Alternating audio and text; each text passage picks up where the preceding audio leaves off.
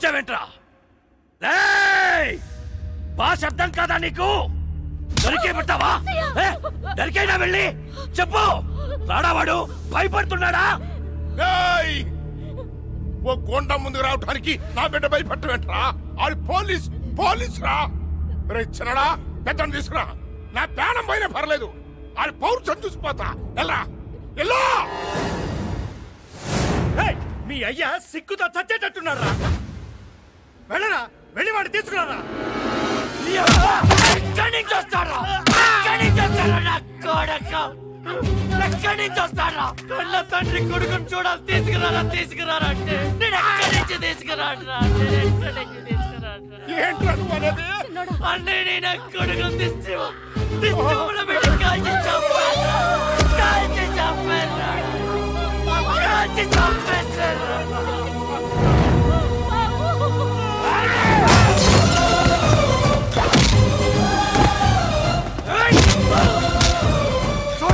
చూడరా పసిబిడ్డని చూడరా.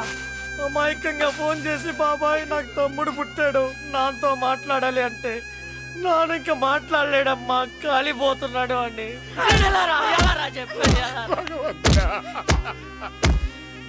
చెప్పేది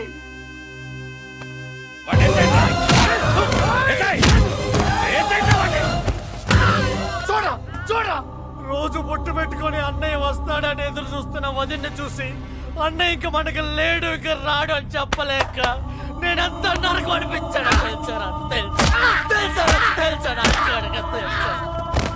కొడక, నాకే తెలియని సెక్షన్లు ఉన్నాయిరా నీ దగ్గర. చందు, నీ అన్నయ్య మీద చేసిన ఒక్కడు కూడా బతకడానికి వీల్లేదు.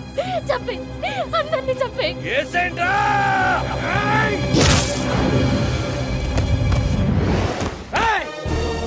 నరాల్లో ప్రవహిస్తున్న మన్నయ్య రక్తం మీద ఒట్టే చెప్తున్నా నా కోడక్క. ఈ రోజు ఇక్కడి నుంచి ఒక్కడు కూడా ప్రాణాలతో బయటికి వెళ్ళడు. అంటే నా కోడక్క.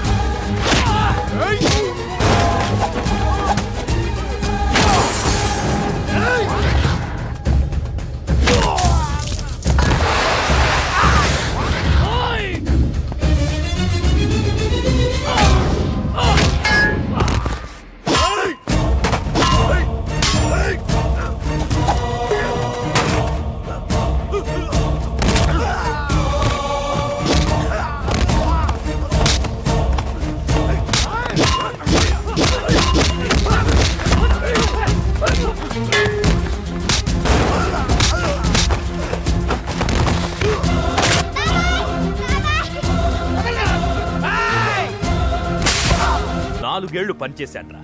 అతని సిన్సియారిటీ ఏంటో నాకు తెలుసు.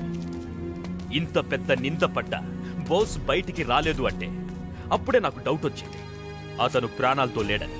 రై, నువ్వే చంపావని ఎంక్వైరీలో తేలింది. అందుకే ఇంత డ్రామా ఆడాను. హే చందు, నీకు 10 నిమిషాలు టైం ఇస్తున్నాను. ఆ తరువాత మనం పీల్చే గాలిలో వీడి శ్వాస ఉండకూడదు. కానిస్టేబుల్స్, రిలాక్స్ రిలాక్స్, కూర్చోండి. హ్యాపీగా ఎంజాయ్ చేయండి. Very good, very good. Blood బారండి అని చెప్తా.